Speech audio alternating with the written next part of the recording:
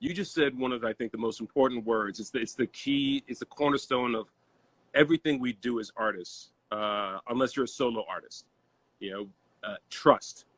You know, you can't collaborate with somebody unless you got to trust, and it's a trust fall.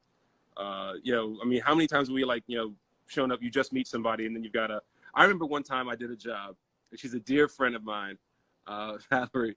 I showed up in the morning, met her in the trailer, and was like, "Hey, my name's Jason. I'll be playing your husband, and I'll be part of your threesome later on this afternoon." That was my day. That's what we do for a living. That's it's a weird gig. It's a weird gig. Yeah. Yeah. It is. And you've just got to trust. You've just got to trust that the person you're hanging out with is not super pervy. You know. Which for me, thankfully, most of the times it wasn't. So I've been lucky like that. But I feel like, okay, so my biggest challenge was not to get too involved in the emotion of the actor while directing. Like I was crying a lot while giving directions to the camera. Has that ever happened to you? Did you cry with me? A little bit. No. You know what? I didn't. Not while directing.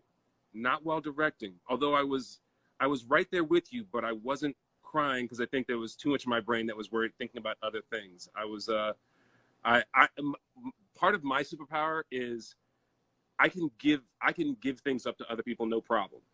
Like somebody asked me if I was nervous about the show, about my episode premiering tonight, and I said no, not at all. I said because I can't do anything anymore.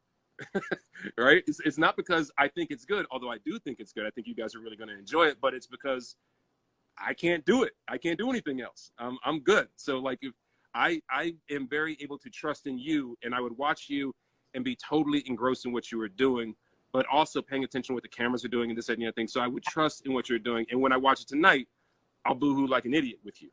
You know what I mean? It's like, that's it. When I watch it when I watch it with my kids, that's when they laugh, because when they were younger, they thought like dad never cries. And then they got older and they were like, you just hide that junk real well, but you slick with it. I see you, Dad. I see you dropping one. I'm like, yeah, it happens. Not even no front. I love that. I love that. So you would get too caught up with your actors and that sort of thing. So, but you wouldn't. It didn't. I'm guessing it didn't get in the way of what was going on. That's where you've got a script supervisor and DP, camera operators. Yeah, what happened is that the whole crew was laughing at me. I was like, yeah, because at this point, I think you should. And the crew was like, okay, this is going to take a while. And they were so nice. It was also 40 degrees Celsius. It was like 110 Fahrenheit. Everybody was dying. It was Sicily, no AC. And still, like, the crew was amazing. They supported me through everything, to my crying and my laughing and the heat and everything. Yeah. That's love. That's 110 degrees, and we have to break for 10 minutes because the director's having a crying fit. 100%. Well, also my story it's being so personal. I was like, oh my God, I have to tell you this story for you to understand this moment. See, that I would think would be, that I think would change the calculus, because it's such a personal story for you. You know what I mean?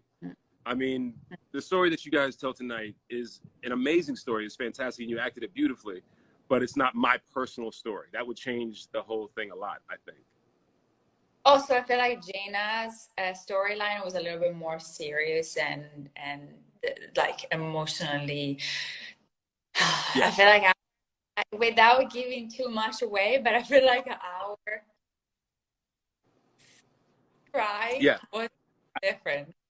I shared already in some interviews and on social media. I said you all embody the crying, laughing, and laughing while you're crying.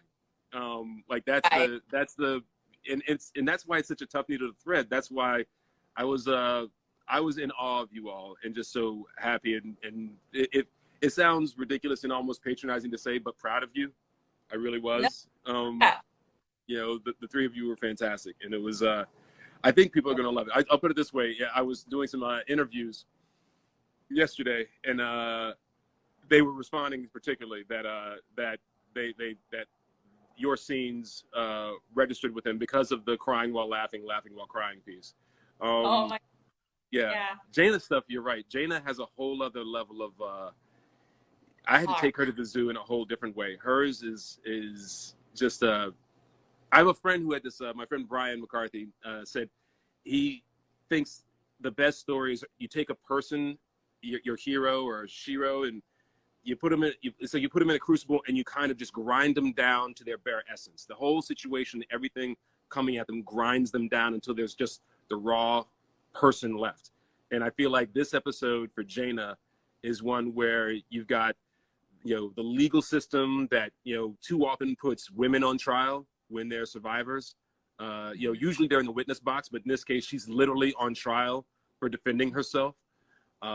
It puts, and then you've got, this legal system is pushing her down and pressuring her and grinding her. And then the fire department policy is grinding her, and all sorts of other things in the episode are grinding her down until, you either break or you find that, you're the most raw, intense, fiercest version of yourself. And so, and you got to watch the episode tonight to see where Andy lands out.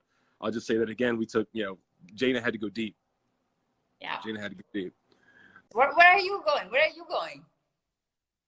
Oh, we are gonna roll through London a little bit. I'm gonna visit some friends in London, and then and we thought about hitting Italy for a little bit because we love Italy. We love Italy.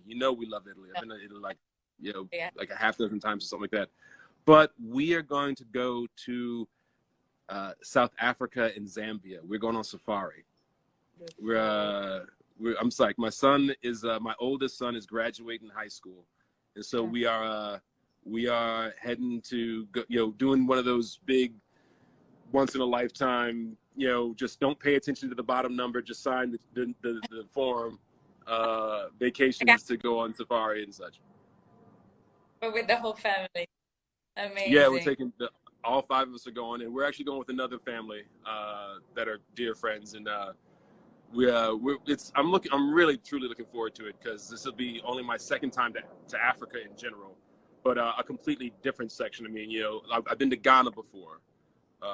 Boris and I went to Ghana a few years ago. And this time South Africa. I have a friend who I coached as an actor, and I coached him on audition, and he got onto a television show in South Africa. So I'm trying to hook up with him, see if we can, when I come through Johannesburg, if we can connect up a little bit. Because, there's no better way to come to a country than with somebody who's on TV in that country. That's just I figure that, that's got to be the way to pull it off. But I'm looking forward to doing Victoria Falls.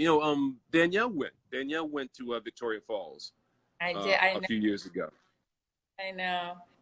It sounds amazing.